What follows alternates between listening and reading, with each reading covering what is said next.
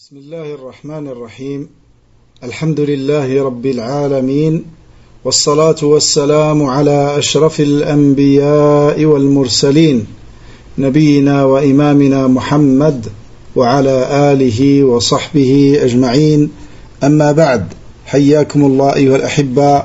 Je suis très heureux de vous retrouver aujourd'hui le mardi 5 Shawwal de l'année 1443 de l'Hégire, correspondant au 25 avril 2023. Nous nous retrouvons par la grâce d'Allah subhanahu wa ta'ala dans ces jours du mois de Shawwal afin de poursuivre cette série sur les mérites des compagnons radiyallahu anhum. Aujourd'hui, on va commencer avec un des plus grands savants de Coran parmi les compagnons, qui était à la base un esclave appartenant à une femme parmi les Médinois et qui l'a affranchi par la suite. Ce compagnon s'appelle Salim, Mawla Abi Hudhayfa. Salim, Mawla Abi Hudhayfa. C'est parmi les plus grands compagnons les plus grands savants des compagnons dans le Coran. C'est pour ça que le Nabi alayhi salam nous a ordonné de prendre le Coran de 4 compagnons. Il a cité en premier Abdullah ibn Mas'ud, ensuite Ubay ibn Ka'b, et ensuite il a cité Salim, Mawla Abi Hudhayfa, et le 4e c'est Mu'adh ibn Jabal radiyallahu anhu. Et ces compagnons font partie aussi parmi les compagnons qui ont mémorisé le Coran dans sa totalité pendant le vivant du prophète alayhi salatu wassalam. Et vous savez que les compagnons, c'était pas comme ceux qui sont venus après. Quand quelqu'un il mémorise le Coran, c'est qu'il a la science de ce qu'il a mémorisé et qu'il l'a mis en pratique, car il mémorisait 10 versets par 10 versets, et avant de passer au suivant, ils apprenaient la science qu'il y a dans ces 10 versets, ils la mettaient en pratique, et ensuite ils passaient aux 10 versets suivants. Et certains parmi les grands savants de Tabi'in, ils recommandaient de mémoriser par 5 versets, comme Abu al-Aliya al-Riyahi. Abu al-Aliya al-Riyahi, qui n'a pas vu le prophète alayhi salatu wassalam. Donc c'est un Tabi'i. Et il a appris le Coran de Ubay ibn Ka'b radiyallahu anhu. Il l'a mémorisé de lui. Et on a déjà parlé de ce Tabi'i quand on a parlé de certains compagnons radiyallahu anhu. En tout cas, Salim Mawla Abi Hudhayfa radiyallahu anhu, il a été, comme j'ai dit, il a été affranchi par la femme qui le possédait, car c'était un esclave. Et après son affranchissement, il était souvent avec Abu Hudhayfa. Abu Hudhayfa ibn Utba ibn Rabi'a. Et c'est lui qui l'a pris en charge. Et même, il l'a adopté. Il l'a adopté. C'était c'était son fils d'adoption. Et quand l'adoption a été interdite, on l'appelait Salim Mawla Abi Hudhayfa. Alors qu'au début c'était Salim, le fils de Abu Hudhayfa. Comme la même chose avec Zayd ibn Haritha et le prophète alayhi salatu wassalam. C'est pour ça Zayd on dit Mawla Rasulillah, car l'adoption a été interdite. Vous comprenez ce que ça veut dire, l'adoption a été interdite. Ce qui est interdit, c'est de s'attribuer cet enfant comme si c'était ton fils ou ta fille. Ça c'est haram. Il faut que chacun soit attribué à ses vrais parents, ses parents biologiques. Mais par contre, de prendre soin et de s'occuper d'orphelins, ça c'est parmi les actes les plus méritoires de l'islam. Le Nabi alayhi salam il dit Ana wa kafilul yatimi kahatayni fil jannah. Je serai comme ces deux-là.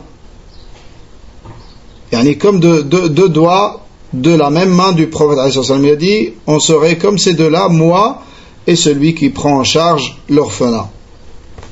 Lakin, c'est pas autorisé qu'il t'appelle mon père ou que tu l'inscrives dans le hal al-madaniya. Allah al-musta'an, j'ai oublié comment ils appellent ça en français. En tout cas, le livret de famille, c'est de l'inscrire dans le livret de famille comme un de tes enfants, ça c'est haram.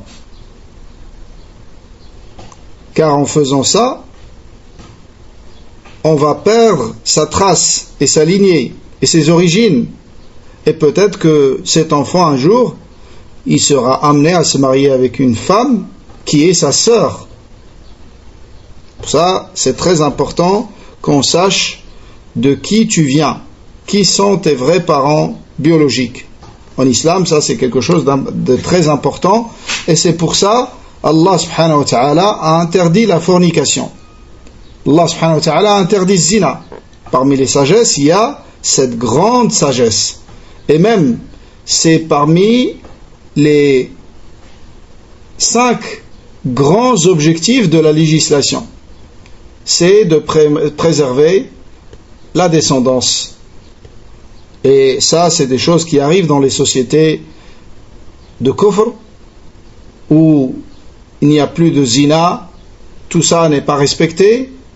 Souvent, ils doivent se marier avec leurs sœurs, avec leurs frères. Wallah al-musta'an. L'homme, il va dans une ville, il fait ce qu'il veut, après il va dans une autre ville, et qui te dit que ce qu'il a eu comme enfant, et souvent il les informe même pas qu'elle est tombée enceinte de lui. Elle veut faire un enfant, donc elle choisit l'homme qui lui correspond physiquement, tout ça, et elle fait des enfants. Wallah moussa. Alhamdulillah, qui nous a comblé de la ni'ma de l'islam et qui a fait de nous des musulmans. Donc Salim Mawla Abi Hudhayfa, elle rapporte à Aïcha radiyallahu anha, la mère des croyants, elle dit qu'un jour après Salat al-Isha, elle a tardé pendant le vivant du prophète alayhi salatu wassalam. Elle a tardé et ensuite elle est rentrée. Le Nabi alayhi salatu wassalam lui a dit t'étais où? Elle a dit j'écoutais la récitation d'un homme parmi tes compagnons et je n'ai jamais écouté une récitation et une voix comme la sienne. Le Nabi alayhi salatu wassalam s'est levé, il l'a accompagné jusqu'à la maison de ce compagnon et il a écouté lui aussi sa récitation. Et ensuite il s'est tourné vers notre mère Aïcha radiyallahu anha et il lui a dit ce récitateur c'est Salim Mawla Abi Hudhayfa. Et ensuite le Nabi alayhi sallam a dit Alhamdulillahi alladhi ja'ala fi ummati mithla hadha. Allahu Akbar. C'est immense. Le Nabi alayhi sallam dit Alhamdulillah, il loue Allah, louange à Allah qui a fait que dans ma communauté il y a un homme comme celui-là. La ilaha illallah. Radiyallahu anhu wa ardah. Et parmi ce qui a été rapporté de Salim radiyallahu anhu, comme on a vu, c'est qu'il faisait partie de ceux qui mémorisaient le Coran au point où quand les premiers émigrés, les compagnons, les grands compagnons qui ont émigré de Mecca vers Al-Madina, dès leur arrivée, avant de s'installer à Médine, ils se sont arrêtés, comme vous savez, à Quba. C'est là où ça a été construite la première mosquée, la mosquée de Quba. Et avant même que le Nabi alayhi salam ne fasse son émigration vers le Médina. Donc quand les premiers sont arrivés, ils se sont installés à Quba, et celui qui les dirigeait dans la salat, c'était Salim Mawla Abi Hudhayfa. Comme a dit Abdullah ibn Umar, il a dit car il était celui qui connaissait le plus de le Coran. Celui qui connaissait le plus de le Coran. Et il y avait parmi eux Abu Bakr Siddiq, Abu Bakr Siddiq, il est venu après. Là, il y a une riwaya dans laquelle il est cité Abu Bakr Siddiq, mais les savants ils ont expliqué qu'il a continué à les diriger dans la salat jusqu'à ce que le Nabi sallam est arrivé. Et il y avait avec lui Abu Bakr Siddiq. Mais Abu Bakr Siddiq, comme vous savez, il est venu avec le Nabi sallam après ses premiers émigrés. Et Salim Mawla Abi Hudhayfa, il est tombé martyr dans la bataille de l'Yamama pendant la gouvernance de Abu Bakr Siddiq, dans les combats contre les apostats. L'Yamama, c'est là où ils ont combattu ceux qui étaient les plus durs. C'est la tribu des Banu Hanifa qui ont suivi Musaylim al-Kadhab, cet apostat qui a prétendu recevoir la révélation. Et pire encore, après la mort du prophète, il a menti, il a trouvé un témoin pour appuyer son mensonge, comme quoi le Nabi lui a délégué la prophétie et que ça devient un prophète après lui. Et donc les compagnons ont combattu cette tribu, et dans ce combat il y a eu beaucoup de sahaba qui sont décédés, notamment parmi leurs grands savants. Et parmi eux il y avait Salim Mawla Abi Hudhayfa radiyallahu anhum tous. Ensuite nous allons parler d'un autre compagnon, ou plutôt de deux compagnons qui ont le même prénom, et chacun d'entre eux est le maître de sa tribu. Vous savez, à Médine il y avait deux tribus, il y avait l'Aws et le Khazraj, qu'on appelait Banu Qayla, car leur origine ça revient à Banu Qayla, ils ont dit c'est leur mère, Qayla. En tout cas, ils ont la même origine. Après, ça a donné deux grandes tribus de Medina, deux grandes tribus arabes. Il y avait avec eux, à Médine, les Juifs. Les Banu Qurayda, les Banu Nadir, et ainsi de suite. Donc, la tribu de Al-Khazraj, leur maître, était Sa'd ibn Ubada. Et la tribu de l'Aws, leur maître, était Sa'd ibn Mu'adh, radiyallahu anhuma. Deux parmi les grands compagnons, parmi les premiers dans l'islam de Médine. Sa'd ibn Ubada, radiyallahu anhu, le premier avec lequel on va commencer, qui est décédé en l'an 14 de l'Hégire.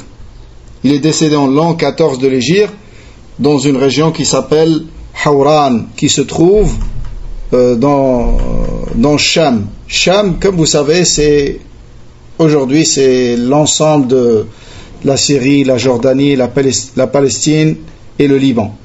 Avant c'était une seule région, un seul pays qui s'appelait Cham. Donc il y a un endroit là-bas qui s'appelle Hawran. Il est décédé à cet endroit en l'an 14 de l'Hégire. Ils disent que la cause de sa mort, radiyallahu anhu, c'est qu'il a uriné en étant debout dans un trou. Et ensuite il est mort suite à cela. Ils disent que c'est le djinn qui l'ont tué. C'est pour ça dans la sunna, il n'est pas autorisé d'uriner dans un trou. Là, il peut y avoir des djinns et leur faire du mal et les tuer, et ils se vengent. Il y a deux compagnons qui me viennent maintenant, il y a Sa'd ibn Ubada et un autre compagnon qui a été tué par un djinn également. Le compagnon qui a vu un serpent chez lui et il a essayé de le tuer directement. Et après, le Nabi sallallahu alayhi wa sallam leur a enseigné que quand vous voyez des serpents chez vous, il faut les avertir et leur ordonner de quitter le foyer. Comme ça, si c'est un djinn, il va sortir. Et si c'est un serpent et que tu le trouves par la suite, tu le tues. Après, tu l'alertes 3 fois d'affilée, 3 fois à des moments séparés, ou en 3 jours. Il y a des divergences entre les hommes de science. De toute façon, il faut l'avertir et l'alerter pour qu'il sorte si c'est un djinn. Il peut y avoir des djinns dans une demeure. Il faut les avertir pour ne pas leur faire du mal. Et ce sahabi, il l'avait tué directement. Au point où le rapporteur il dit, je ne sais pas qui est décédé le premier d'entre eux, le serpent ou l'homme. Et c'est ce qu'ils disent aussi par rapport à Sa'd ibn Ubada radiyallahu anhu. Selon Al-Mughira ibn Shu'ba, il dit, Sa'd ibn Ubada a dit, si je vois un homme avec mon épouse, je le frapperai avec l'épée et non pas avec le côté plat. Vous savez que dans l'épée, il y a 2 côtés qui sont plats et 2 côtés qui sont coupants, tranchants, qui sont aiguisés. Comme ça, il frappe des 2 côtés. Lui, il dit, je l'aurais frappé et non pas avec le côté plat. Car quand tu frappes quelqu'un avec le côté plat, c'est pour leur faire peur, ou pour lui faire peur, ou pour l'éduquer. Et ça pouvait arriver. Et même aujourd'hui, les agresseurs, quand ils attrapent quelqu'un pour lui faire peur, ils le frappent avec le côté plat du couteau, là, de l'arme qu'il a. Contrairement à quand tu frappes avec le côté coupant, ça c'est pour tuer. Donc lui il dit, je le frapperai, et non pas avec le côté plat. C'est-à-dire, il va le tuer.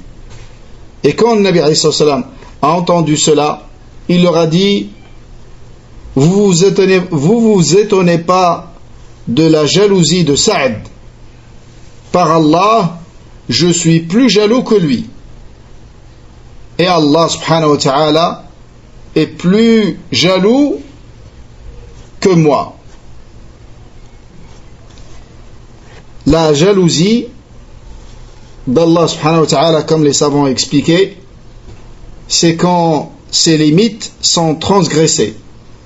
Quand le croyant, il transgresse ses limites. Et la jalousie du prophète alayhi salam, c'est pour la religion d'Allah et pour sa législation. C'est pour ça, il ne se vengeait jamais pour lui-même. Uniquement quand les limites d'Allah sont transgressées.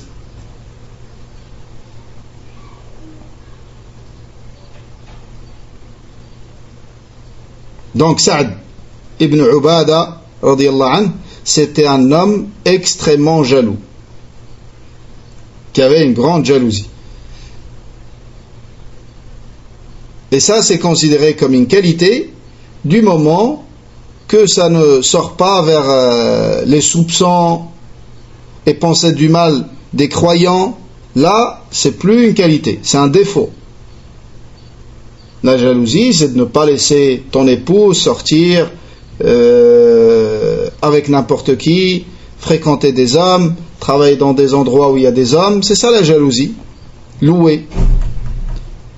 Et de faire ton maximum pour subvenir à ses besoins, afin qu'elle n'ait pas besoin de travailler ou de fréquenter, d'être dans des endroits où il y a des hommes, et d'être exposée au danger, au fitan.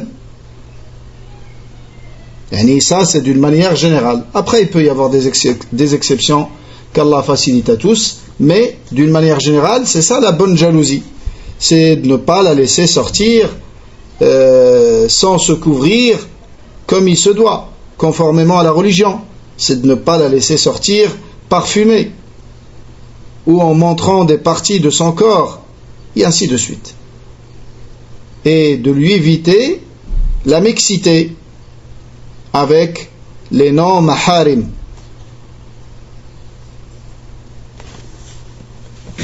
Amma quand ça devient maladif et la personne, il y en a, j'entends, ils engagent une personne pour surveiller son épouse dans ses sorties, partout où elle va, ça c'est maladif, c'est pas, il n'y a pas un sahabi qui était comme ça. Il faut faire ses choix dès le départ, bien choisir son épouse avec une piété, avec un attachement à la religion, c'est ça qui compte. Et ensuite, on se fait confiance. Lakin, faire confiance à son épouse ne veut pas dire la laisser partir avec des hommes. Là, ça c'est les ignorants qui disent comme ça. Ils disent, moi je fais confiance à mon épouse même si elle est avec des hommes étrangers. Moi aussi je fais confiance à mon épouse, lakin je ne fais pas confiance à ces hommes étrangers. C'est pour ça que je ne la laisserai pas avec eux. Et de même pour ma fille, de même pour ma sœur, lakin, on parle des gens sur lesquels tu as une autorité. Ton épouse, tes filles. Tu n'as pas une autorité sur ta mère ni sur ta sœur. Tu peux conseiller. C'est ce que tu as. Tu as le conseil et lui rappeler la crainte d'Allah subhanahu wa ta'ala. Lakin sur les membres de ta famille, ton épouse et tes filles, tu as une autorité. Tu peux l'empêcher.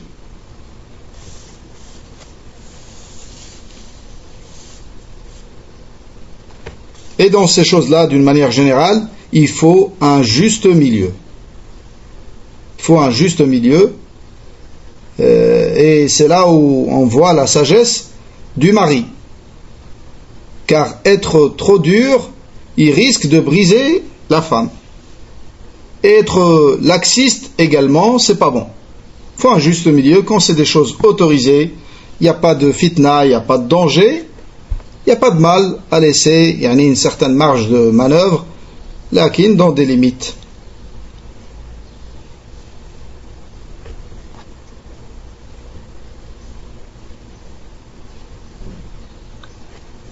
Selon Abu Huraira radiyallahu anhu, Sa'd bin Ubada a dit, Ya Rasulallah, Sa'd bin Ubada il dit au prophète alayhi salatu wassalam, il lui dit au messager d'Allah, si je vois un homme avec mon épouse, c'est-à-dire en train de faire zina wal iyadhu billah, si je vois un homme avec mon épouse, je ne peux pas le toucher jusqu'à ramener 4 témoins qui voient. Le prophète alayhi sallam lui a dit oui. Sa'ad radiyallahu anhu a dit, par celui qui t'a envoyé avec la vérité, je le tuerai immédiatement. Dans d'autres riwayat, il dit avant qu'il ne finisse ce qu'il a à faire avec mon épouse, je l'aurais déjà tué. Et c'est là où le Nabi alayhi salam a dit, vous entendez pas ce que dit votre maître, il est très jaloux, et je suis plus jaloux que lui, et Allah est plus jaloux que moi. Donc, quand tu reviens à l'explication de ce hadith, dans l'apparence, c'est comme s'il rejetait la loi d'Allah subhanahu wa ta'ala, alors que c'est pas ça. C'est pas, il rejette le jugement d'Allah. Mais Sa'd radiyallahu anhu, il s'étonne. Et non pas, il rejette le jugement d'Allah, car ça c'est le jugement d'Allah. Si tu vois un homme avec ton épouse en train de faire zina, wal'iyadhu billah, qu'Allah nous en préserve tous, t'as pas le droit de le tuer. Tu dois ramener 4 témoins pour qu'on lui applique le hadd, qui est la lapidation jusqu'à la mort, à lui comme à la femme. Et si tu ramènes pas ces 4 témoins, Allah t'a donné une issue, car c'est une femme en général avec laquelle tu ne pourras pas continuer. Lakin celui qui peut continuer, il peut pardonner. Alhamdulillah. Lakin, tu as une issue. Pour te séparer d'elle, c'est ce qu'on appelle al-li'an. Allah t'a légiféré al-li'an. Elle va jurer par Allah 4 fois que ce que tu dis. D'abord, c'est l'homme, le mari qui va commencer. Il va l'accuser. Et en jurant 5 fois. Et elle va devoir se défendre obligatoirement en jurant 5 fois également. Et si elle ne le fait pas, on lui appliquera al-hadd, la lapidation. Si elle jure, elle va s'innocenter de son accusation et ils vont se séparer éternellement. Plus jamais ils peuvent revenir ensemble. C'est pas comme après le 3e divorce, si elle épouse un autre mari, il peut revenir avec elle. Non, là, ils vont se séparer à vie. Et même l'enfant, s'il y a un enfant de ce zina, si elle est enceinte, elle tombe enceinte après cela, ça ne sera pas attribué au mari également. Ça sera attribué uniquement à sa mère. Donc Sa'd radiyallahu anhu a dit cela par étonnement. Je vais attendre, le laisser finir son acte et chercher 4 témoins. Il s'étonnait. C'est pour ça des gens de l'Ansar qui étaient présents, ils ont dit au prophète alayhi salam, ils lui ont dit au messager d'Allah, ne le blâme pas, car il est très jaloux. Et ils ont justifié cela, ils ont dit au messager d'Allah, Sa'd n'a jamais épousé que des femmes vierges. Et même quand il divorçait une femme, personne parmi les Ansar n'osait l'épouser, tellement il était jaloux.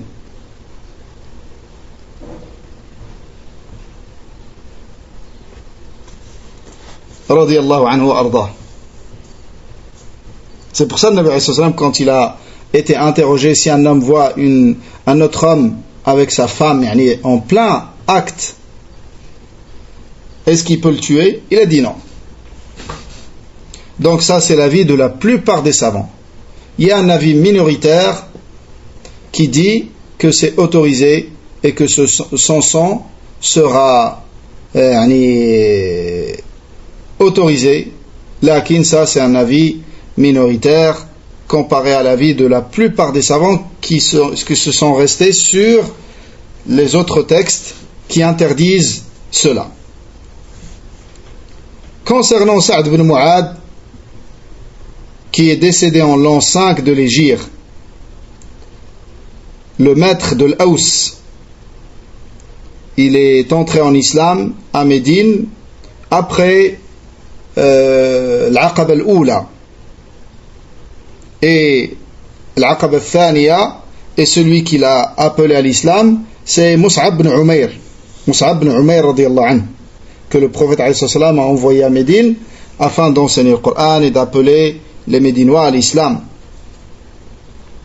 C'est le premier da'iya qui a été envoyé à Médine. C'est Mus'ab ibn Umayr radiyallahu anhu.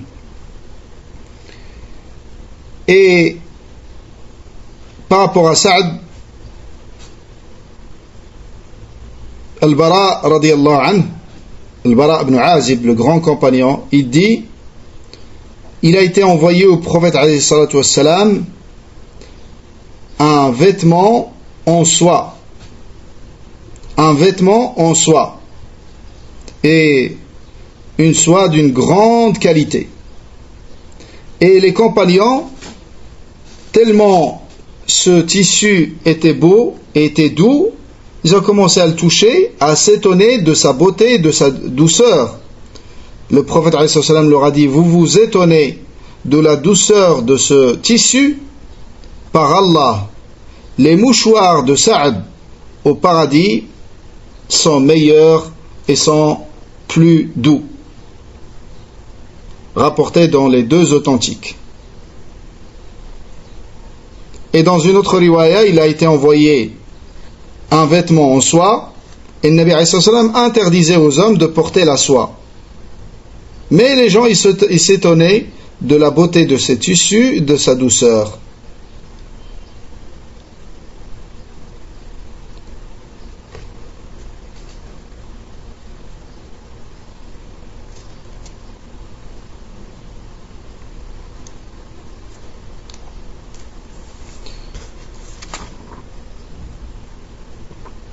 Donc, un des événements les plus marquants de l'histoire de l'islam, qui concerne Sa'd ibn Mu'ad radiyallahu anhu, c'est son jugement dans les Bani Quraïza, les juifs de Bani Quraïza.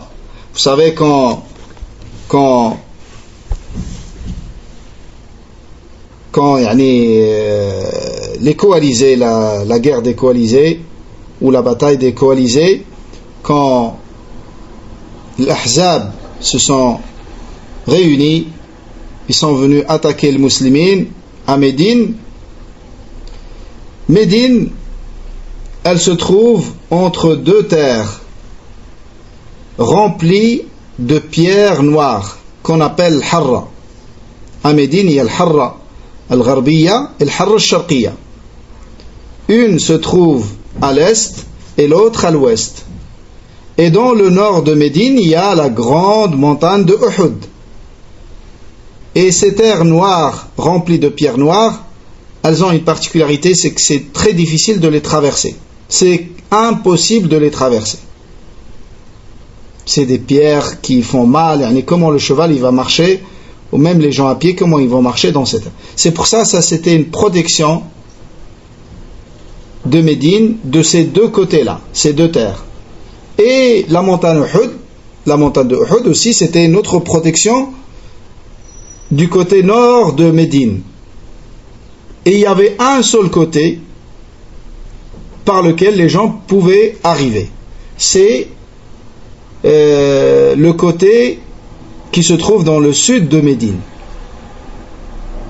C'est pour ça quand les coalisés ont attaqué Médine, Salman radiyallahu anhu a donné au prophète alayhi salam l'idée de creuser ces tranchées afin de protéger Médine de ce côté-là. Et c'était une excellente idée avec laquelle Médine est devenue protégée de tous les côtés. Il restait un seul petit endroit dans lequel étaient installés les Banu Quraïza, les juifs de Banu Quraïza, mais ils étaient en pacte avec les musulmans. Quand le Nabi est arrivé à Médine, ils ont fait un pacte avec eux, comme quoi on est ensemble, on protège Médine contre les attaques des ennemis. Et contre cela, ils peuvent rester sur leur religion, car c'est des gens du livre. On peut les garder sur leur religion quand on va dans un pays, quand les musulmans ont conquis les pays dans lesquels il y avait les juifs ou les chrétiens, ils leur ont laissé le choix de rester sur leur religion. Ils ne leur ont pas imposé de devenir musulmans. Là, en général, la plupart d'entre eux deviennent musulmans. Et ça, c'est parmi les sagesses.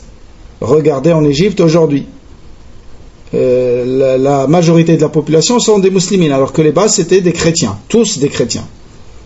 Là, les gens du livre, ils ont cette particularité. Quand ils voient l'islam, ils voient les points qu'il y a en commun avec leur religion et aussi la véracité de l'islam comparée à la falsification qu'il y a eu dans leur religion. Ceux qui sont sincères et qui veulent que la vérité, ils vont suivre l'islam. Ils vont suivre l'islam. Et ça, c'est parmi les sagesses de la législation. Donc, pourquoi j'ai parlé de ça? Naam. L'Anna, Bani Quraïza, ils étaient sur une partie et ils représentaient à leur tour aussi une protection. Ils avaient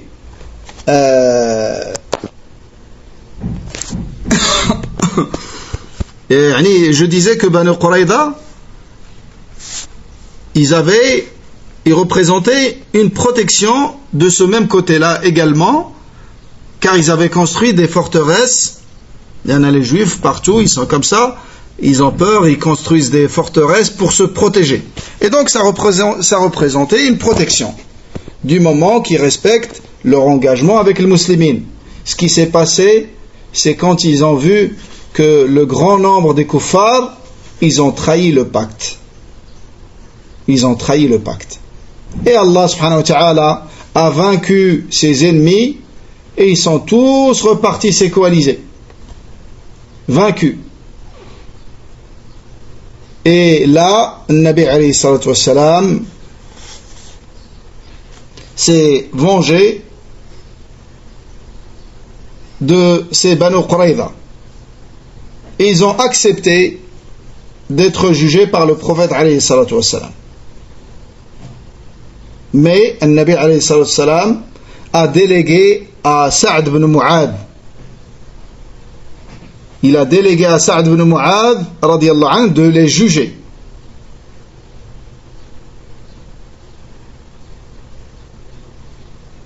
Ils ont accepté qu'il les juge. Il était proche d'eux avant l'islam.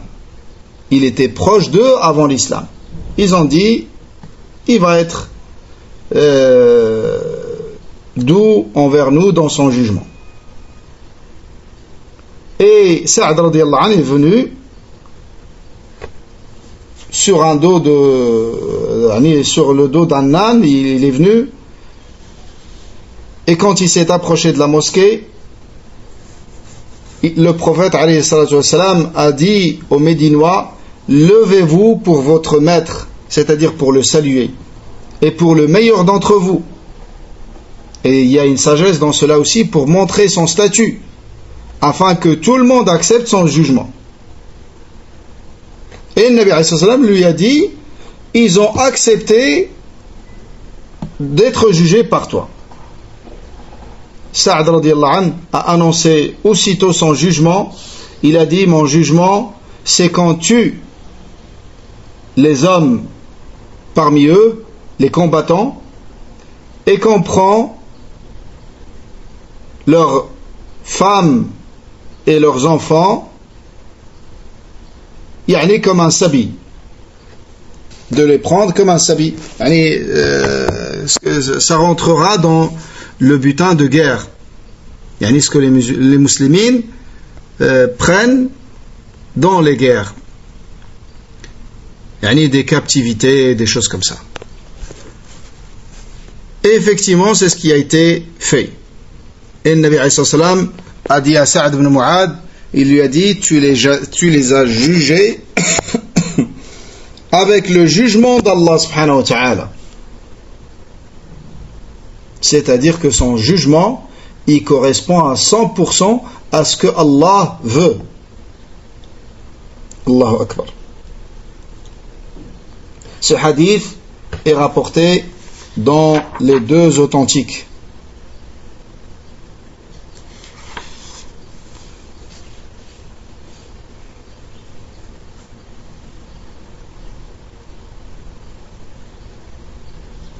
Aussi, il a été rapporté au sujet de Sa'd ibn Mu'adh radiyallahu anhu que quand il est décédé, quand il est mort, le trône d'Allah subhanahu wa ta'ala a tremblé.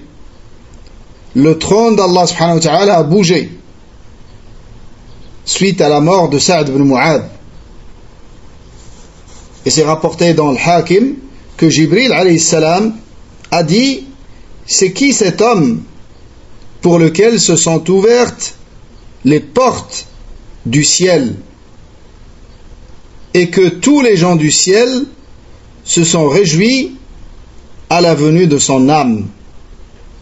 C'est pour ça le trône d'Allah subhanahu wa ta'ala a bougé par joie et par réjouissance à l'accueil de son âme.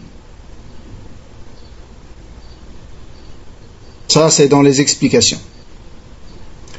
Les hypocrites, quand on a porté le janaza de Sa'd radiyallahu anhu, les hypocrites ont dit, son corps est devenu tellement léger. Sa janaza, quand on le portait, était légère. Le prophète alayhi salam a dit, oui, car les anges le portent. Il était porté par les anges. radiyallahu anhu wa ardah.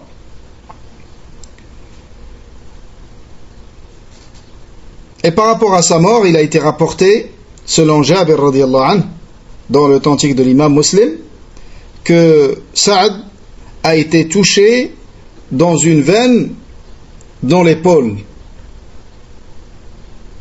Il a été touché dans une veine dans son épaule par une flèche. Le Nabi alayhi salam a retiré la flèche et il l'a cautérisé. Il a cautérisé l'endroit afin d'empêcher la sortie du sang et le saignement. Il l'a cautérisé avec la partie métallique qu'il y a sur la tête de la flèche, la pointe de la flèche. Et effectivement, ça s'est fermé. Mais, après un certain temps, ça s'est enflé et ça a commencé à saigner à nouveau. Le Nabi alayhi salam l'a cautérisé une deuxième fois.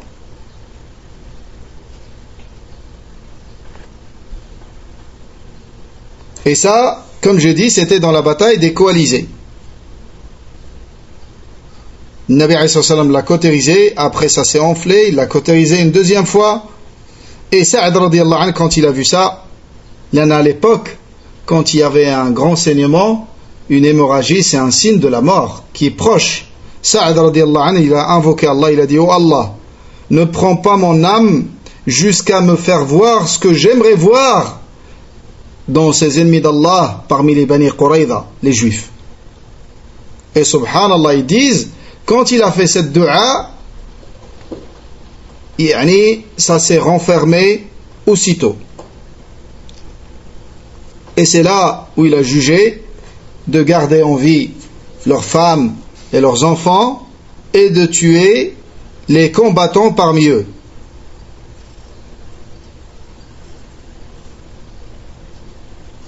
Et ils étaient, les combattants parmi eux, leur nombre était de 400. Et après avoir appliqué cette sentence, peu de temps après, Saad radiyallahu anhu est décédé.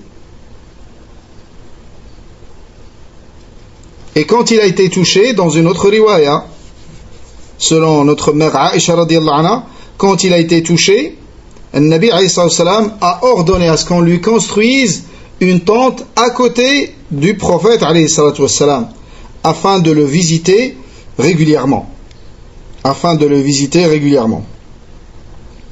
après la fin de la bataille, le Nabi alayhi salam est rentré et il a retiré ses armes et il s'est lavé. Et quand il s'est lavé, Jibril alayhi salam est venu voir le Nabi alayhi salam. Alors, il est venu voir le Nabi alayhi salam, il lui a dit: t'as déposé tes armes?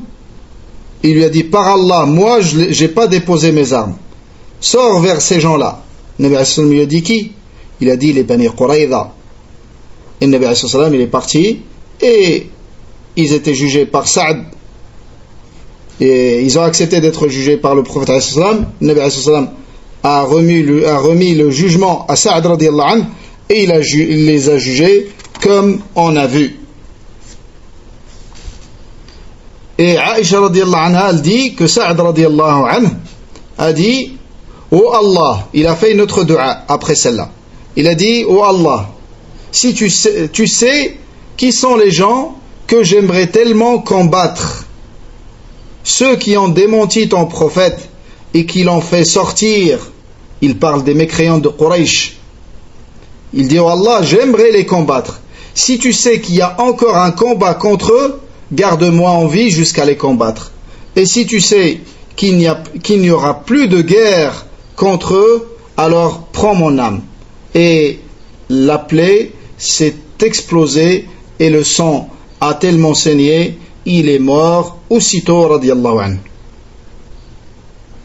Et ça, on prend de ça que après les coalisés, il n'y aura plus de combat contre Quraysh jusqu'à la conquête de Mecca, où pour ne pas dire la totalité, sont entrés en islam, mais la grande majorité. Un autre sahabi, qui est un frère d'allaitement du prophète alayhi salatu wassalam également, qui est Abu Sufyan ibn al-Harith. Abu Sufyan ibn al-Harith ibn Abd al-Muttalib. Al-Harith, c'est un frère du prophète, du père du prophète alayhi salatu wassalam. Donc c'est le cousin du prophète alayhi salatu wassalam, et c'est son frère d'allaitement. Tous les deux ont été allaités par Halim al-Sa'diya. Et Abu Sufyan ibn al-Harith, c'était parmi ceux qui faisaient le plus de mal au prophète alayhi salatu wassalam, avant son islam. Il était entré en islam lors de la conquête de Mecca. Il a participé avec le prophète alayhi salatu wassalam dans la bataille de Hunayn, qui a eu lieu très peu de temps après la conquête de Mecca. Et pourtant, il était parmi ceux qui sont restés avec le Nabi alayhi salatu wassalam quand la majorité des gens sont partis pendant la bataille. Il ne restait avec le Nabi alayhi salatu wassalam que peu d'hommes. Et parmi eux, il y avait Abu Sufyan ibn al-Harith radiyallahu anhu wa ardah.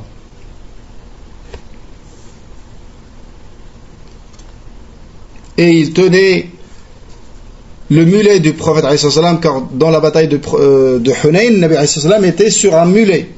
Il tenait le mulet du prophète alayhi salam d'un côté, et de l'autre côté il y avait Abdullah ibn Abbas radiyallahu anhuma, afin qu'elle ne va pas vite vers le kuffar, car les gens y fuyaient, mais le Nabi alayhi salam il allait droit vers le kuffar. Il disait Ana al-nabiyyu la kadhib, ana ibn Abd al-Muttalib radiyallahu alayhi salatu wassalam, de son courage, de sa bravoure, sallallahu alayhi wa sallam. Et eux, ils la retenaient un petit peu pour qu'ils n'arrivent pas directement vers le kuffar. Mais le Nabi alayhi salam, il allait vers eux. Et le Nabi alayhi salam a dit de lui, de Abu Sufyan ibn al-Harith, il a dit, c'est le meilleur de ma famille. Le meilleur de ma famille. Et on comprend qu'il est parmi les meilleurs de la famille du prophète alayhi salatu wassalam, mais il n'est pas comme Ali ibn Abi Talib, bien évidemment. Je ne sais pas si on continue. Je voulais finir avec l'histoire de Salman al-Farisi. Elle est un peu longue. Taïb. On va terminer avec les mérites de Salman al-Farisi radiyallahu anhu. Selon Abu Huraira radiyallahu anhu, il dit Salman al-Farisi. On l'appelle déjà Salman al-Farisi parce qu'il est parmi le Furs. Et c'est le premier des Persans qui sont entrés en islam. On va voir son histoire, comment sa quête de la vérité, et comment il est passé d'une religion à une autre jusqu'à arriver à la religion de la vérité. Radiyallahu anhu ardah.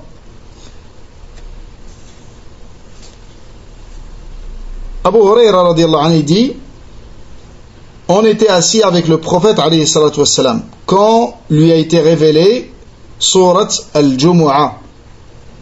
Quand le Nabi alayhi salatu wassalam a récité wa akharina minhum lamma yalhaqu bihim, un homme a dit, qui sont ces hommes-là au messager d'Allah? Le Nabi alayhi sallam ne lui a pas donné de réponse.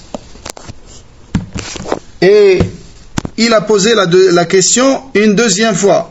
Il a dit, qui sont ceux-là au messager d'Allah? Il ne lui a pas répondu. Et à la troisième reprise, et il y avait parmi eux, il y avait Salman al-Farisi radiyallahu anhu. Le Nabi alayhi salam a posé sa main sur Salman et il a dit, si la foi était dans les étoiles, il aurait atteint des hommes comme celui-là, des Persans, comme c'est dit explicitement dans d'autres versions. Si la foi était aux étoiles, des hommes l'auraient atteint. Et il a montré Salman al-Farisi radiyallahu anhu. وآخرين منهم لما يلحقوا بهم وهو العزيز الحكيم. Il l'envoyait aussi à d'autres qui ne les ont pas encore rejoints. Et c'est pour ça que le Nabi sallam il a indiqué Salman al-Farisi, d'autres peuples qui ne sont pas encore devenus musulmans. Allah Azza wa Jalla l'a envoyé à vous les Arabes et à d'autres peuples qui ne sont pas encore entrés en islam au moment où Surat al-Jumu'ah a été révélée. Au moment où Surat al-Jumu'ah a été révélée. Là, dans le verset avant, si vous lisez le verset avant, vous comprenez mieux. Allah il dit وَالَّذِي بَعَثَ فِي الْأُمِّيِّينَ رَسُولًا مِّنْهُمْ. C'est lui qui envoya parmi les illettrés, et ça c'est les Arabes, les illettrés, un messager issu de leur peuple, un Arabe comme eux, qui leur récite ces versets, les purifie, les initie au livre et à la sagesse. Même si autrefois ils étaient dans un égarement manifeste. Et il l'envoyait aussi à d'autres peuples, contemporains des Arabes, et qui seront appelés à entrer en islam également. Et aussi à des peuples à venir. Le Nabi alayhi salam a été envoyé aux hommes comme aux djinns, à tous, alayhi salatu wassalam. Son message est universel, contrairement à tous les prophètes et messagers qui l'ont précédé. Ils étaient envoyés spécialement dans leur peuple.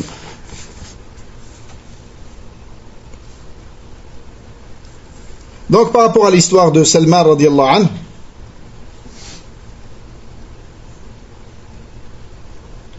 il dit lui-même, c'est lui qui raconte son histoire, avec une bonne chaîne de transmission. Il l'a raconté à Abdullah ibn Abbas, qui nous l'a rapporté radiallahu anhuma. Abdullah ibn Abbas il dit, m'a raconté Salman al-Farisi son histoire, et dans laquelle il dit, j'étais un homme persan parmi les gens de Asbahan. Asbahan, c'est une des plus grandes villes de l'Iran, qui se trouve en Iran actuellement, et l'Iran avant, il englobait d'autres pays qui se sont séparés aujourd'hui et qui sont tous des Persans, comme le Tadjikistan, le Turkménistan et ainsi de suite. Donc Asbahan, c'est une région et c'est aussi une grande ville dans cette région, autour de laquelle il y avait beaucoup de villages et de petites villes. Et lui, il était originaire d'une petite ville à côté de Asbahan qui s'appelle Jay. Et son père, le père de Salman, était un dignitaire de ce village.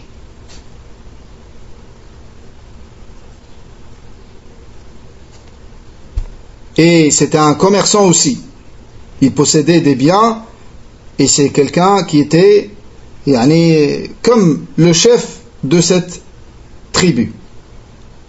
Et il dit que Salman, il était la personne la plus aimée par son père. Son père, il l'aimait tellement. Il l'aimait tellement qu'il ne le laissait jamais sortir.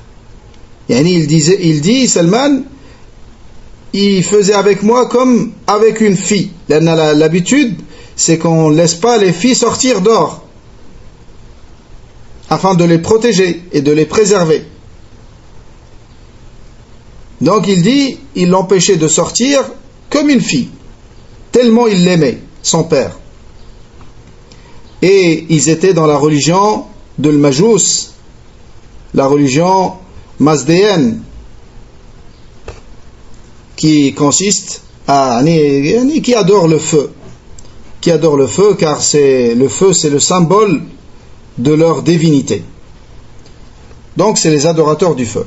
Il a dit, il a fait tellement d'efforts dans cette religion mazdéenne jusqu'à ce qu'il est devenu celui qui s'occupe du feu. Et ça c'est vraiment dans cette religion, c'est le degré le plus élevé que tu puisses atteindre. C'est toi qui vas t'occuper d'allumer le feu. Et son rôle est de l'allumer et de ne le laisser jamais s'éteindre. Et son père avait une grande ferme. Et un jour, c'est son père qui s'occupait de sa grande ferme. Un jour, il a été préoccupé par d'autres activités, une construction quelque part, et il a demandé à Salman d'aller veiller sur la ferme. Contrairement à son habitude, où il ne le laissait aller nulle part. Effectivement, Salman radiallahu anhu est sorti pour aller dans cette ferme et faire ce que son père lui a dit. Sur la route, il est passé par une église des chrétiens. Il a entendu des voix, il les a vus en train de faire une salade, et avant cela, il ne savait pas qu'il y avait d'autres religions, car il a grandi dans sa maison et il n'allait nulle part et il n'a connu que la religion mazdéenne. Quand il a vu les chrétiens, il a bien aimé ce qu'ils font. Il a aimé leurs invocations. Il a souhaité devenir comme eux. Il a dit par Allah sur quoi ils étaient est meilleur que sur quoi je suis. Il leur a demandé votre religion, elle vient d'où? Son origine. Ils lui ont dit Sham. Sham, yani, de la Syrie, la Palestine. L'origine de la religion chrétienne, ça sera plus la Palestine aujourd'hui. Avant, c'était une même région qui s'appelle Sham. Ils lui ont dit Sham. Et quand c'était le soir, il est rentré voir son père, et son père déjà a commencé à paniquer, à le chercher partout. Et quand il est revenu, il lui a dit qu'est-ce que je t'ai dit? Il lui a dit je suis sorti pour faire ce que tu m'as dit, mais je suis passé par une église. Il lui a raconté ce qu'il a vu. Il lui a dit qu'il est resté avec eux jusqu'au coucher du soleil. Jusqu'au coucher du soleil. Et qu'il a bien aimé leur religion. Et qu'il l'a même préférée à la sienne. Son père lui a dit par Allah, notre religion est meilleure que la leur. Et il a eu peur pour lui depuis ce jour-là, qu'il aille avec ses chrétiens. Et depuis ce jour-là, il l'a ligoté dans sa maison. Non seulement il l'a empêché de sortir, il l'a emprisonné chez lui, mais il l'a ligoté en plus. Et Salman, il poursuit,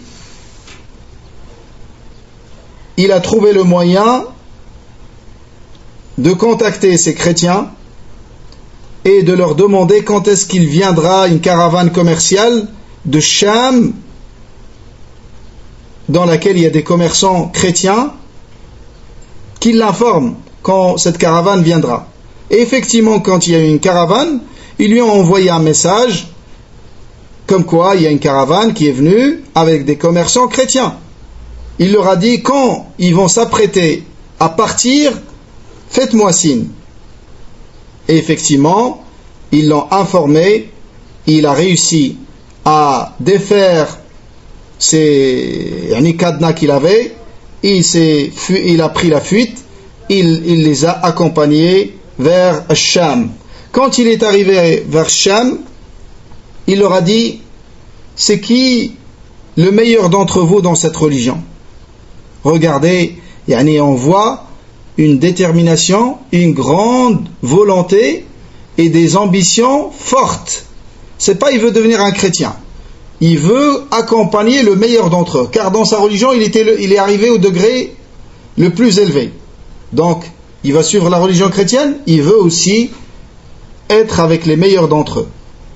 Ils lui ont indiqué un évêque dans une église. Et l'évêque, chez les chrétiens, c'est un degré supérieur à un simple curé ou un abbé. Lakin, c'est inférieur au degré le plus élevé qu'ils ont, qui est l'archevêque. Donc l'évêque de cette église, effectivement, il est allé vers lui. Et il lui a dit, voilà, j'ai aimé votre religion et j'aimerais rester dans ton service et apprendre de toi ta religion. Et il a accepté. Et cet évêque, il invitait souvent les gens de sa région à donner des aumônes. Et quand il lui ramenait les aumônes, qu'est-ce qu'il faisait?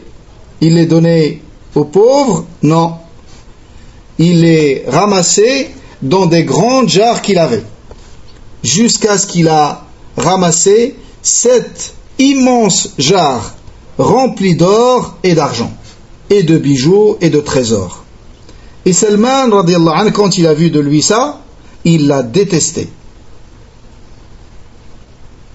Mais il ne pouvait rien faire. Il voyait qu'il prenait les biens, il ne les donnait pas, il ne les distribuait pas aux pauvres, comme il leur faisait croire. Il a dit, je l'ai détesté énormément. Et quand il est décédé, les chrétiens sont venus pour célébrer sa mort et pour l'enterrer. Salman radiallahu anhu leur a dit, ça c'était un homme mauvais. Ils lui ont dit, pourquoi tu dis ça? Et il leur a raconté l'histoire. Ils lui ont demandé des preuves, il leur a dit, venez, je vais vous montrer les 7 jarres qu'il a ramassées. Et effectivement, quand ils ont sorti ces jarres-là, ils ont trouvé tous ces dons et ces aumônes dans ces jarres-là. Suite à cela, ils l'ont crucifié et ils l'ont lapidé. Mort. Et ils ont ramené un autre évêque. Ils ont ramené un autre homme après la mort du premier. Salman radiallahu anhu, il a dit, je suis resté dans sa compagnie. Et il a dit, je n'ai jamais vu un homme bon comme celui-là qui n'est pas musulman. Là, il raconte quand il a connu l'islam. Mais avant de connaître les musulmans, il n'a jamais vu un homme aussi bon que celui-là dans sa vie.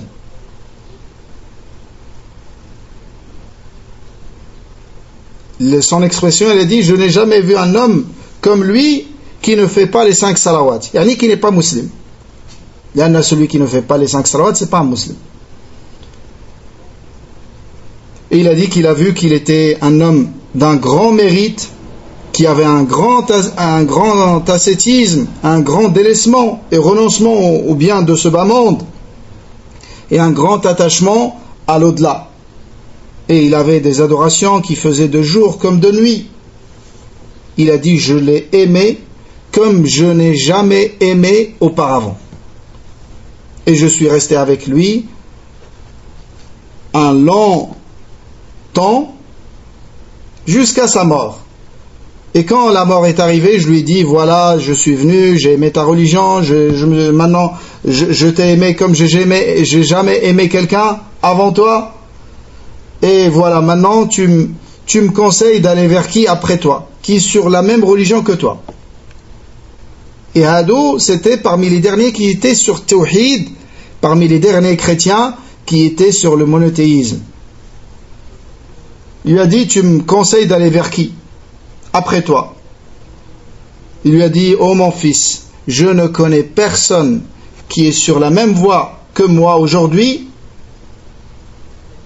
Les gens ont changé leur religion et ont falsifié. Je connais un seul homme qui est comme moi, qui se trouve dans la ville de Mawsil. Le Mawsil, c'est une ville en Irak.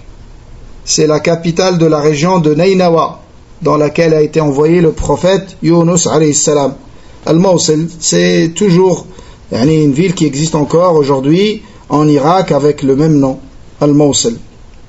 Et il lui a cité un homme là-bas, dans cette ville, avec son nom. Il est parti, il l'a rejoint. Il a dit, je l'ai trouvé comme celui avec lequel j'étais. Sur la même voie, sur la même religion, la même sincérité. Et quand il est venu, il l'a informé, il lui a parlé de son histoire, et que c'est l'évêque d'avant qui l'a envoyé vers lui. Il lui a dit, reste avec moi. Et il l'a trouvé, comme j'ai dit, sur la même voie que le précédent.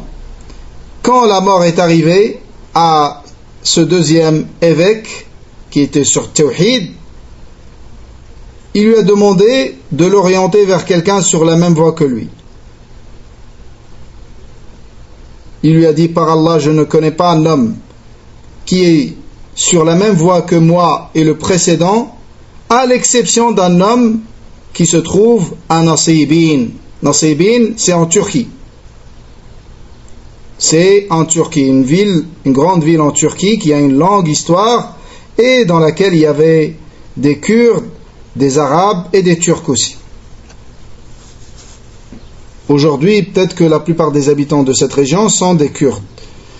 Donc il a rejoint cet homme-là et il lui a raconté son histoire et il l'a trouvé sur la même voie que les deux précédents. Quand la mort est arrivée à ce dernier, il lui a demandé la même chose, il lui a dit pareil. Il lui a dit, je ne connais personne qui est sur la même voie que nous, à l'exception d'un homme qui vit à Ammoriya. Ammoriya, c'est dans une autre région de la Turquie. La région, elle s'appelle Anadol. Anadol. Qui s'appelle encore aujourd'hui comme ça. Il l'a rejoint et c'était la même chose. Il est resté avec cet évêque de Ammoriya. Il l'a trouvé sur la même guidée, sur la même voie que les précédents. Et dans cette région, Salman, radiyallahu anhu, a pu travailler un petit peu et gagner de l'argent, de quoi il s'est acheté des vaches et des moutons. Il avait quelques vaches et quelques moutons. Et quand la mort est arrivée à ce dernier évêque, il lui a demandé de l'orienter vers quelqu'un sur la même religion que lui, sur la même voie que lui.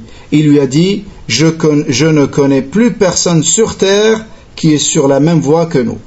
Mais bientôt sortira un prophète qui sortira dans la terre des Arabes et qui sera envoyé avec la religion de Ibrahim. Et il va émigrer vers une ville qui se trouve entre deux terres noires remplies de cailloux, le Médina. Subhanallah, on a vu il n'y a pas longtemps la description de le Médina. Donc ça correspond à ce que cet homme a dit. Le Médina, aujourd'hui, si vous faites Google Maps ou là des choses comme ça, vous voyez qu'elle est entourée par ces deux terres à l'est et à l'ouest qui sont noires. Donc il lui a dit, bientôt il va sortir ce prophète, et il lui a donné parmi ces signes, il lui a dit, je vais t'indiquer des signes qui sont visibles. Il mange le cadeau, et il ne mange pas la sadaqa.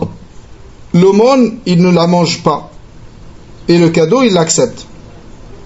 Entre ses deux épaules, le sceau de la prophétie. Si tu peux le rejoindre et être dans ce pays-là jusqu'à ce qu'il sorte, fais-le. Et quand cet homme est décédé, Salman il dit qu'il est resté à Ammoriya un certain temps, et ensuite il a trouvé des hommes de la tribu de Kelb, une tribu arabe connue, des commerçants qui sont venus à Ammoriya pour faire du commerce. Il leur a dit, vous allez vers la terre des Arabes? Ils ont dit oui, c'est notre terre. Il leur a dit, prenez-moi avec vous et je vous donne mes vaches et mes moutons. Ils lui ont dit d'accord.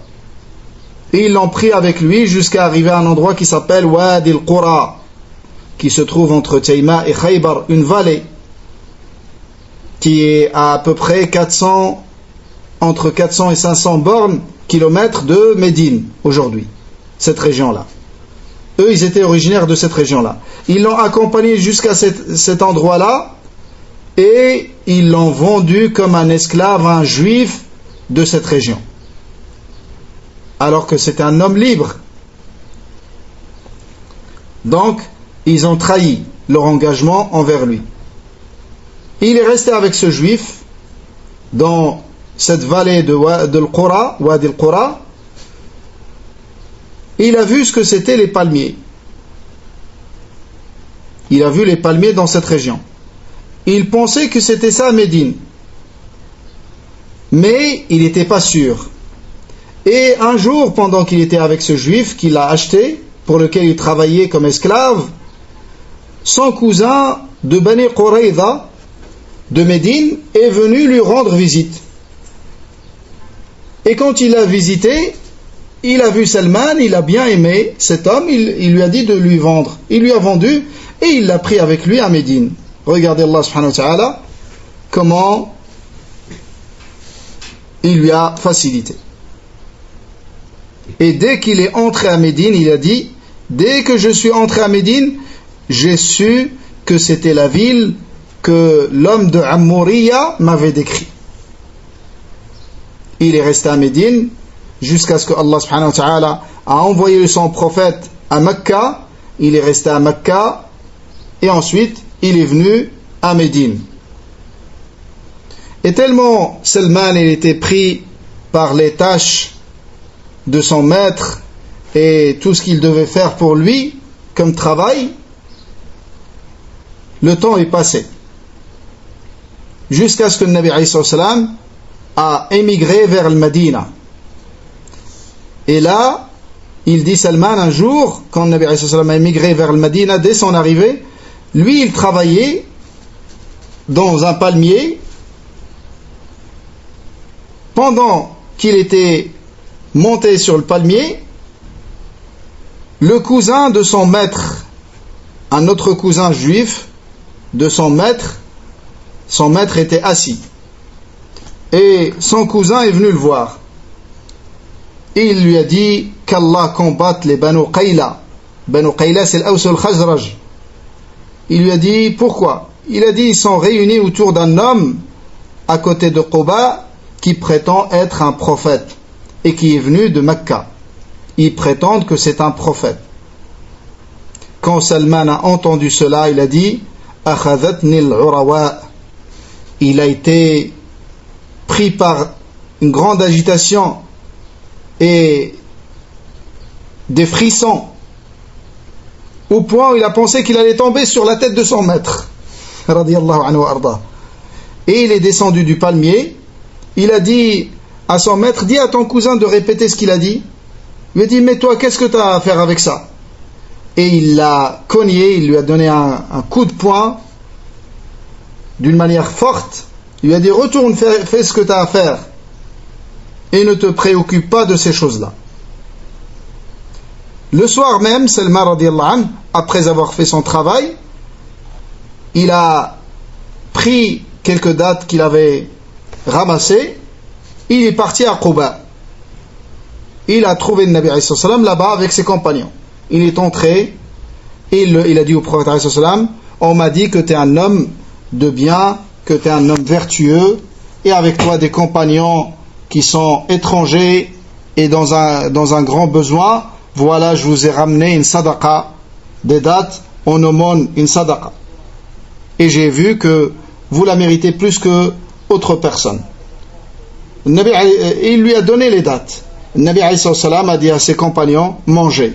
Et Salman, il a observé, il a vu que le Nabi alayhi salam n'a pas mangé. Il a dit, voilà le premier signe.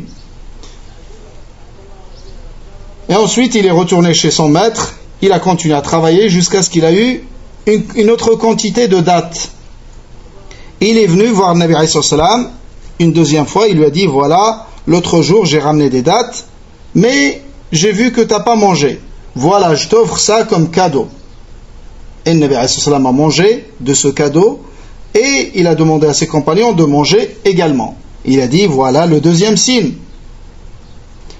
Et il est revenu un autre jour voir le Nabi alayhi salam pendant que le prophète alayhi salam enterrait un de ses compagnons dans Al-Baqi', dans le cimetière de Al-Baqi'. Et il a suivi le convoi funéraire. Le prophète a suivi, lui aussi il l'a suivi.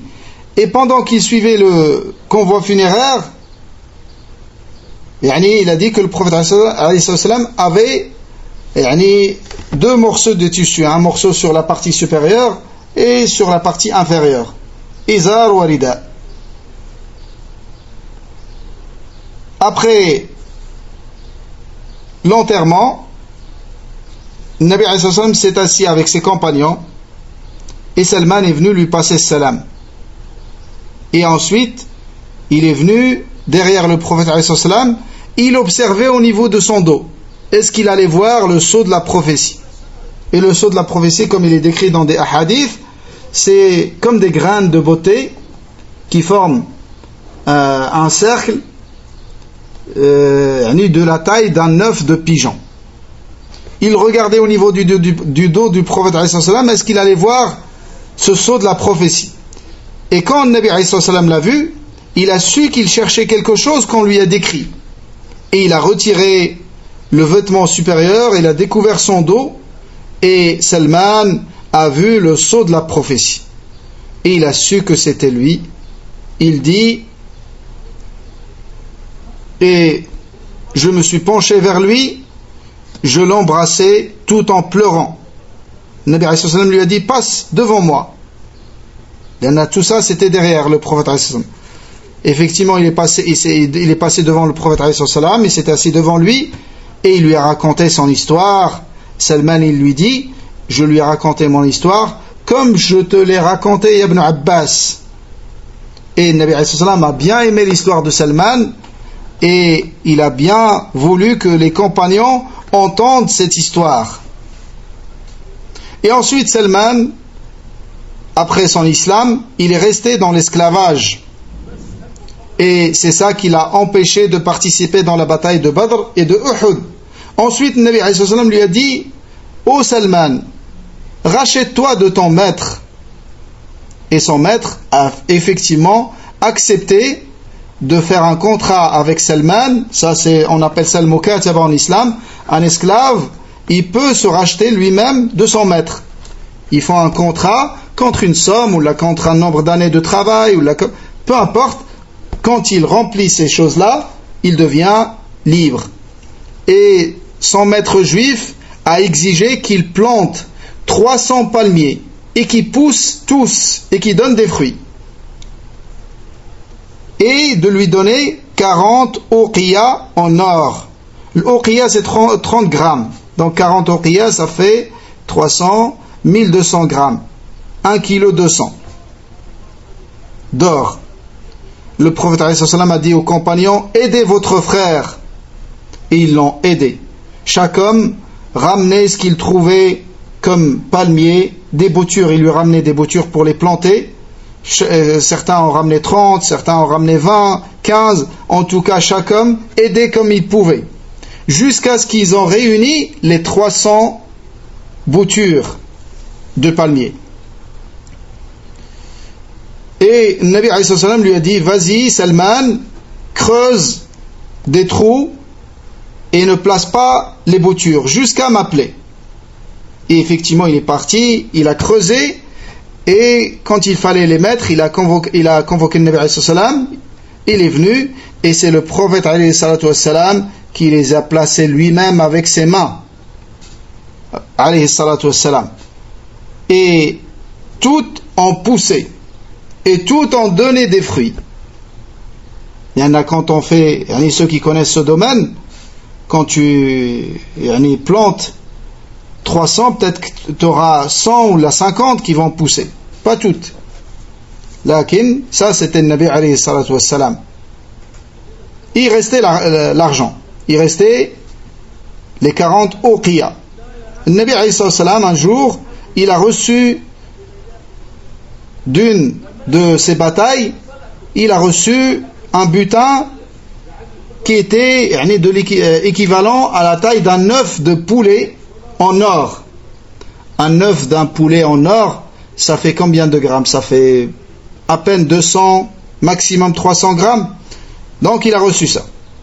Il a dit à Salman, prends cet or et paye ce que tu dois payer, afin que tu deviens libre. Il a dit au messager d'Allah, qu'est-ce que ça va faire ça comparé à tout ce que je dois? Il doit plus d'1 kilo, 1200 grammes. Nabi alayhi salam lui a dit vas-y et paye et Allah subhanahu wa ta'ala va te le permettre. Et effectivement il est parti et le juif a pesé jusqu'à ce qu'il a récupéré les 40 uqiyya. Et il est devenu libre et depuis il n'a jamais loupé aucune des batailles du prophète alayhi salatu wassalam. Il a participé dans la bataille de Khandaq, les tranchées contre les coalisés, et c'est lui qui a donné l'idée alayhi salatu radiyallahu anhu wa ardah.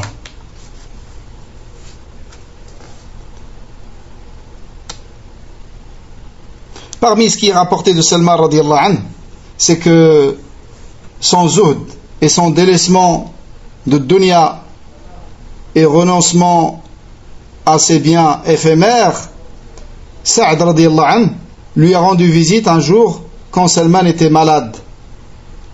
Et il le rassurait. Là, c'est une sunna quand tu visites un malade, de lui donner de lui dire des bonnes paroles, de le réconforter.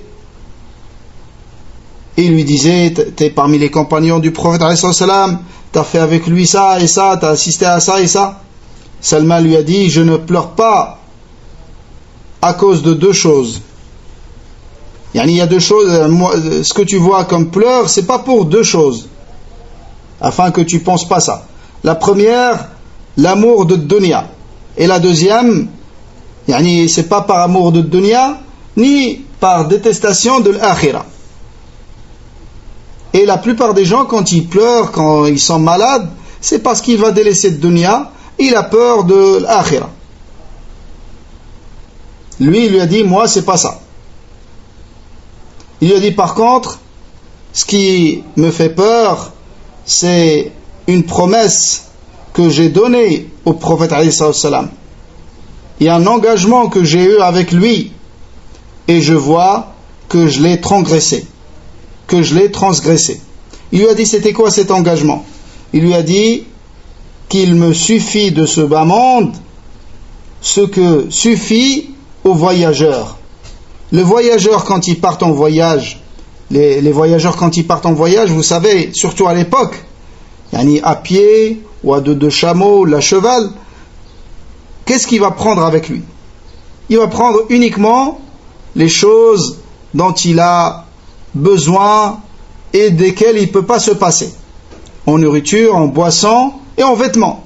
Peut-être qu'il va prendre ce qu'il porte et un seul vêtement pour se changer. Donc il lui a dit, tu te contentes de cette dunya, de ce que suffit aux voyageurs. Et il lui a dit, je pense que j'ai dépassé ce que Nabi alayhi salam m'a dit et que je ne l'ai pas respecté. Et ensuite il a donné un conseil à Sa'd. L'Anna Salman, il n'était pas dans les responsabilités, mais Sa'd radiyallahu anhu, il était dans les responsabilités. Il était émir, gouverneur. Il lui a dit, par contre, toi Sa'd, je te conseille de craindre Allah quand tu juges entre les gens et quand tu partages les biens entre eux, et de le craindre dans toutes les choses, même dans tes pensées. Avant d'agir, de le craindre dans tes pensées. Est-ce que c'est des choses qu'Allah aime ou pas? Donc il lui a donné des conseils qui correspondent à un gouverneur. Et ensuite, Thabit, le rapporteur de cette riwaya, il dit, quand Salman radiyallahu anhu est décédé, ils ont trouvé chez lui 20 et quelques dirhams, des choses qu'il avait pour dépenser sur lui-même et les membres de sa famille. C'est l'équivalent aujourd'hui de si on multiplie 20 par 3 grammes, ça fera 60 grammes. En argent, c'est à peine 50 €. C'est tout ce qu'il possède de cette dunya. Radiyallahu anhu arda, et il pense qu'il n'a pas respecté son engagement avec le prophète alayhi salatu wassalam et qu'il s'est permis plus que ce qui suffit aux voyageurs. Qu'est-ce qu'on doit dire nous? Wallah al-musta'an. On s'arrête ici. Barakallahu fikum wa jazakumullahu khaira. Wallahu ta'ala a'la wa a'lam. Subhanak Allahumma wa bihamdik. Ashhadu an la ilaha illa anta nastaghfiruka wa natubu ilayk. Wassalamu alaikum wa rahmatullahi wa barakatuh.